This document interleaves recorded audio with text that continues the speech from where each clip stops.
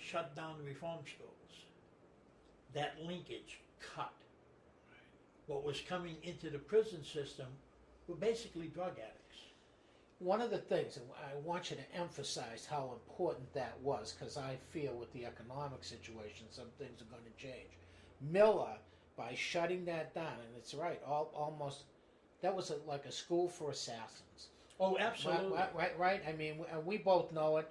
There were obviously serious professional thieves. All your major professional hitmen in Massachusetts I was just going to say, came from they came from, and because of not, taking that part of humanity out of the individual, made the individual a ruthless. And by that, that's what is so important when you emphasize, when Miller shut that down, when he abolished that, which is what you're talking about, abolishment, things changed. Absolutely. Yes. And then what ends up happening today, you don't have lockpicking schools, burglar alarm schools, safe-cracking schools in the state prison no more. What you have is 85% or better of the prisoners have some form of substance abuse issue involved in their criminal behavior. Totally different than when I Totally different. Right. The old school stopped teaching the new school. That school is gone. And people don't understand that. Jerome Miller shutting down the reform schools shut that whole thing down. That network no longer exists. Right. And the prison complex keeps changing, and people don't understand that. And like I said, 97% of the people in prison today are coming to the street. The real question is, how do we want them back in the street? And that's what the issue is. They are in fact coming back worse than they went in. Privatized prisons are not about rehabilitating individuals, making them law-abiding, productive citizens. Privatized prisons are about making them worse, guaranteeing that they'll come back and the commodity will keep making money for them. Okay. So basically the new show that you're doing and hosting is about different aspects of, it's going to be about different aspects Of the entire criminal justice system. Okay. Also, I would think that you're going to talk about how the possibility of change can be done in the institutions. I would hope that you would be. Here's the thing, you cannot reform the prison systems. They're wrong in concept, they're wrong in application, they're wrong to their core. The thing is, how do we get out of prisons? All right?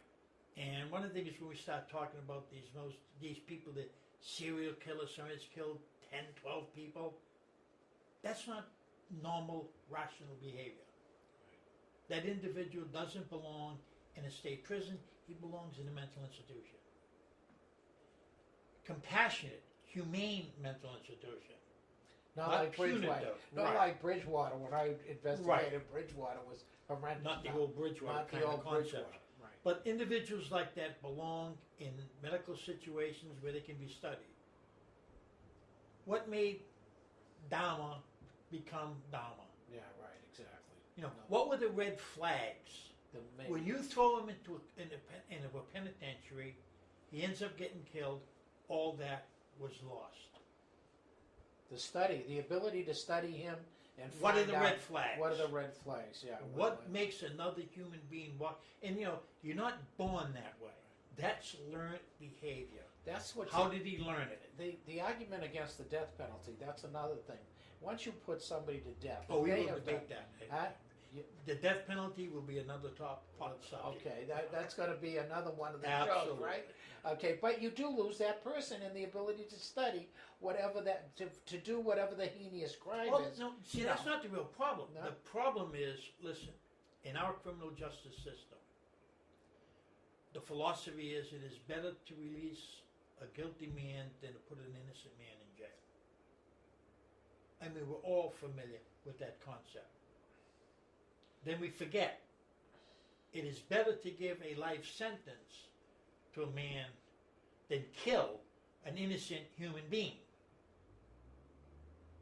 That philosophy gets lost when it transfers. Well, yeah, yes. And the right to life people amaze me, and that they're so much behind the death penalty, but against abortion. Right. Excuse me, you don't see the conflict? No. We will be discussing this. We will have guests on the show discussing these issues. We will not be just seeing me. We will be bringing people that have experience, that have knowledge, that know what the hell they're talking about, coming onto the show and debating these things. One of the examples that we have is people believe we abolished slavery. And if you ask an audience, they'll tell you, oh yeah, we abolished slavery. Slavery. And the fact of the matter is, we didn't abolish slavery. Most people do not know that. Most people They do not know. The 13th Amendment says, Section 1, neither slavery nor involuntary servitude, except as a punishment for crime whereof the party shall have been duly convicted, shall exist within the United States or any place subject to their jurisdiction.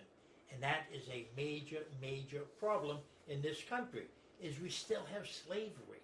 What we need to do is take between the two commas out so that it now says, Section 1, neither slavery nor involuntary servitude shall exist within the United States or any place subject to their jurisdiction. That is the abolition of slavery. So we have right now you have is to have an not. amendment to the 13th, right? We need to amend the 13th Amendment. Amend the 13th Amendment. And right? abolish it. See, what happened way back when is all it did was change who the slave owner was. What happened in these small southern towns and communities, they arrested blacks and whites, put them in jail, and then took their labor and sold it to the sharecroppers, to the plantations. So now the state is making the money, or whoever the master of the House of Correction is. In that area, right. Yeah. So I mean, that's what it was about, but it's still there. And if we're going to be honest about it, slavery still exists. That mindset still exists, all right? So we have to clean that up. Take that out of there. And there's other issues that we will discuss and get into in detail. Well, I know that also, and again, that's the reason for me being here is to help interview you, who is going to be the host of this show, and you actually are the host. There was an article on you in the New York Times, I believe last month, called Hellhole. March the 30th. March the 30th, yeah, and that was you were talked about in that article. John McCain, who ran for the presidency, and Terry Anderson, who was Now that article was about isolation, isn't it? Isolation and torture. And torture, right? Was isolation torture? In fact, much of it is. Right. And when you do that to a human being and then put them into society, you have chaos coming. You cannot take a human being, do that to them, and just throw them back into society directly from these units. It's been total chaos, and this is stuff that we're going to go into. We have the National Institution of Corrections, right, which was established by federal law, and they're probably one of the biggest problems that causes a lot of this. And what ends up happening is we get this law and order, hard on crime mentality, which is really stupid on crime, not smart on crime, it's really stupid on crime. And they put hard-nosed stuff into legislation, like NIC, and we're going to go into this. Certain aspects of that law are unconstitutional. And once you have somebody point it out to you, then you can see. Each state has its own sovereignty. That statute violates it. By the Constitution, there's a separation of powers. Executive branch, judicial branch, the legislative branch. That statute violates it. All right? And that's the problem, is that corrections is no longer about corrections. Corrections is about job security. And that's what we got to turn around. In Massachusetts, we spend more money in corrections than we do on higher education. Now that's a formula for social disaster. Connecticut's in a serious financial state too. Everybody's in a serious financial state. I mean, this is a time when our economy is up against the wall. Nobody knows what to do, and they're looking at corrections. Some places are opening doors and turning people out, and but we Yeah, but got it's not really it's not really going that way. no What's happening is to save money, they're cutting food budgets. right, They're cutting medical. They're making program cuts. right. That's not smart. You're not saving money, you're losing money in the end. It's the wrong way to go. Like in Massachusetts, we have a commission of corrections.